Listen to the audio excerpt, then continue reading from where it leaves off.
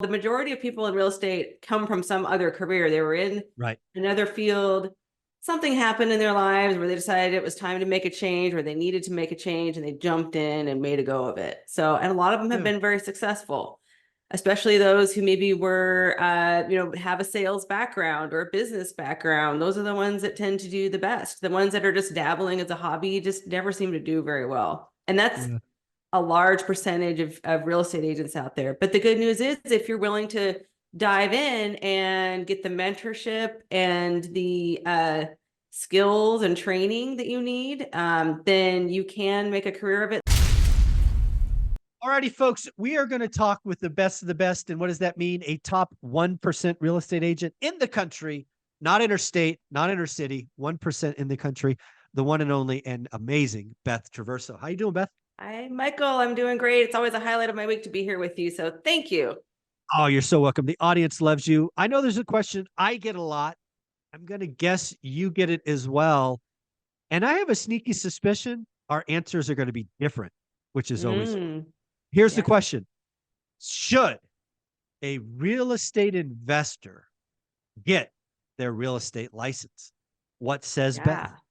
So first of all, I want to give out a shout out to John Walters, One Rental at a Time listener, who emailed me this question. And you and I had chatted about maybe making a video about this, and so it just seemed really timely. So, so thank you, John. And so first of all, I want to say it depends.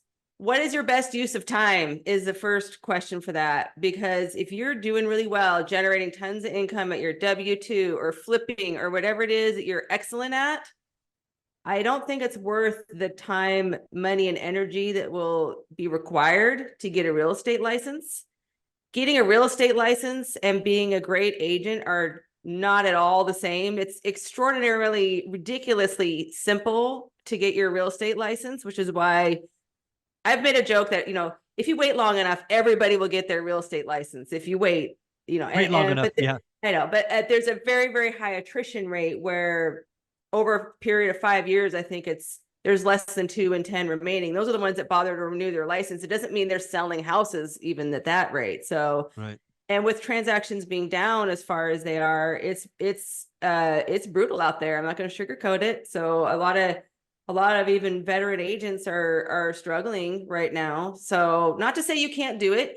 If it's where you really want to be, if you want to make it a career, or like at least 50% of your career, where you've got your investing side and your listing side and selling side, your real estate agent side, then there could be a case made for it. One of the things I really love about it, so I've always done both in tandem. I started real estate investing kind of around the same time that I got my license. So for me, it's always been hand in hand, and I never had to try to be an investor without being an agent.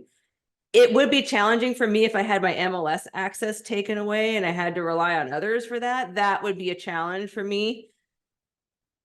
I've never had to deal with that. So there could be some potential. There are some benefits to it, that being one of them, the access to it. You do potentially save money on your commissions, of course, which is the big motivator for a lot of people. But just know that if you're an inexperienced agent that doesn't know your way around how the game is played, you can easily be taken advantage of and not even know it, or just trampled over and not even know it, and lose more than you think you're gaining.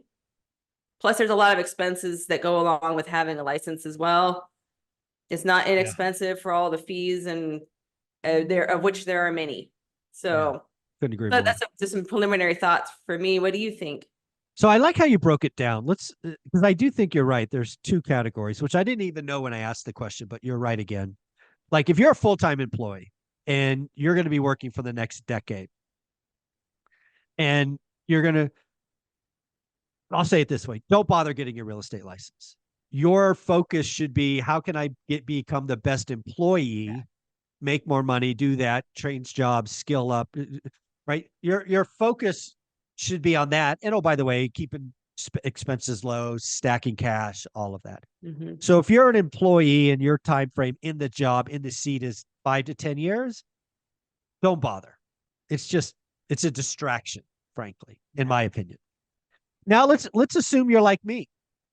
You get to that moment where you're financially free. and I talk about this in my book, One Rental at a Time. I retire without a plan. And one of the first things that seem obvious to me is go get your real estate license. Why? Because I buy and sell a lot of properties. Mhm. And I'm like you said, might as well go get that commission for me. It can help me with down payments if I'm the buyer. It gives me a little extra on the seller side. And you're right, getting your license is relatively easy. I paid a couple $100 for some online thing that I listened to over the course of, I don't know, 6 weeks. Yeah. I took a test. Honestly, I had no idea if I would pass. It simply pass fail, and I passed the first time, Yeah. which frankly probably shouldn't have happened because I didn't study that hard. Really did not study that hard. Yeah. And I got my license. Then I had to hang my shingle. Great news is I know a lot of people in Fresno, so I hung my shingle with a broker I know. And then I realized there's nothing about being a real estate agent that I liked. The paperwork, freaking hate paperwork. I hate paperwork. Yeah. So what did I do? I Yeah. found one of the agents I worked with and said, hey, you know what? Let's split my commission on anything Yeah. I buy or sell, and you do all the paperwork, and I'll just do what I like to do. They, of course, said yes. They really don't have a choice because it's my business. But I offshot that. And then I realized after that that I frankly didn't like telling everybody I was a licensed agent, because one of the things that you don't know as an investor is once you're a licensed agent, the level of disclosures Yeah. that you have to do go way up. Hmm. And I don't know about you, but well, I know you, but I don't know about Yeah. you, the audience Yeah. listening. I like to be creative. And I don't like to have this license behind me, which immediately brings me up the food chain and the liability kind of comes to me first. And Hmm. when in doubt, I'm wrong, they're right. I'm like, F this. I don't want any of this nonsense. I'd rather be assumed, because when you're a licensed agent, you're assumed to be an expert. And when you don't have it, you're assumed to be a moron. I would much rather people think I'm a moron when I'm actually a wolf. And Right. yeah, there's just nothing about being a licensed agent that excites me, in my opinion. Yeah, the actual job is a lot different than a lot of people think it is. Way different. It's nothing like what you see on TV. It's not about looking at pretty houses and spending 5 minutes writing a contract and taking the big checks to the bank. It's not that God, no. easy. Otherwise, there wouldn't be that many people failing out of the business. Right. Uh, it is a business. You have to build it as if you're with the same intensity and time and concentration and For hard sure. work as if you're building a business, a challenging business from scratch. So you have to have the time and money to invest into that. And you're right, you are held to a higher standard. At least in Washington, you're held to the same standard as an attorney for the purposes of filling out these legal contracts, and that's a high threshold. That's a pretty So high bar that I want no part of. it is, yeah. And we just had a massive licensing law change in Washington where even people like me have been doing this for decades. We have to, you have to constantly be sharpening your tools. So, Yeah. So and yeah. yeah. So what do you think? I think we come to an agreement on the employee part. What do you think though? So you're done. You're financially free. Um, or you know what? Let's change it up, because I think those two kind of make sense to me. Let's assume let's assume you're an employee who gets laid off, Mhm. and you have you have this burning desire about real estate. Should you get your license if you're laid off, or should you just focus on getting a job in the industry you just left? Let's talk about that person, because I've actually never had this discussion. What do you think? Yeah. So, for me, I've never worked in that corporate world, so you can give insight into that. But there, if you like the predictability of that pay and it's easier to get jobs to be an employee than to be a business owner, entrepreneur, which real estate agents really are. But I can say that if you have enough financial runway that you're able to really make a go of it, you get laid off, that could sometimes be the catalyst for a big Could be. change. And Yeah. I've seen people, I know lots of people, the majority of people in real estate come from some other career. They were in Right. another field. Something happened in their lives where they decided it was time to make a change, or they needed to make a change, and they jumped in and made a go of it. So, and a lot of them have Yeah. been very successful, especially those who maybe have a sales background or a business background. Those are the ones that tend to do the best. The ones that are just dabbling as a hobby just never seem to do very well. And that's Yeah. a large percentage of real estate agents out there. But the good news is if you're willing to dive in and get the mentorship and the skills and training that you need, then you can make a career of it. And that could be a good chance, a good opportunity for you for someone to start fresh as a real estate agent in that career change.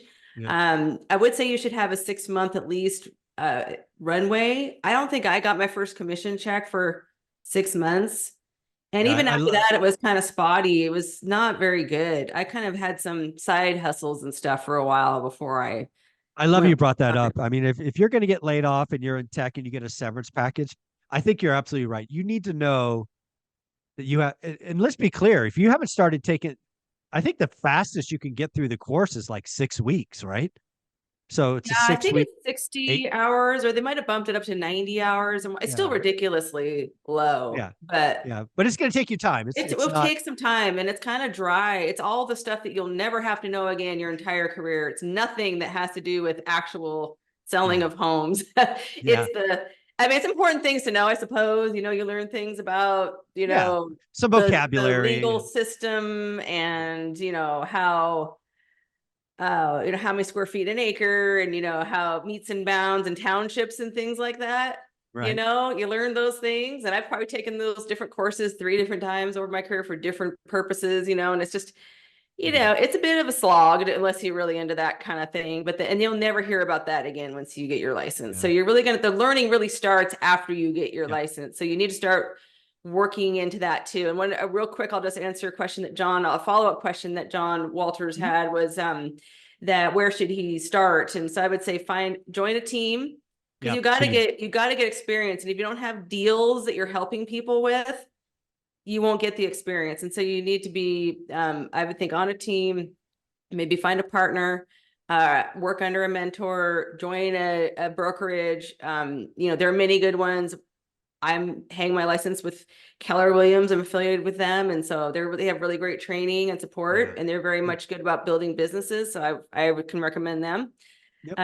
But yeah, the learning it's a never ending process, but it's a very steep learning curve in the beginning because there's a lot that can go wrong potentially, and you need the oversight in the Yeah. beginning. For sure. Mm-hmm. So, folks, at the end of the day, what I would tell you if you do get laid off, if you do have that 6 month runway, 9 month runway, and you're willing to work, you're willing to be an entrepreneur. This is a business, not a hobby. It could be a great, sometimes seasons end and the another door opens. Yeah. But yeah, if you're hungry for cash to pay bills, Mm-mm. you're 6 months out easy from a Yeah. paycheck, and maybe even more like 9 months. Mm-hmm. Beth, you're amazing. If somebody wanted to get a referral or ask other questions, how do they find you? Yeah, people can reach out to me. The easiest ways through my website, BethTraversogroup.com. Thank you so much.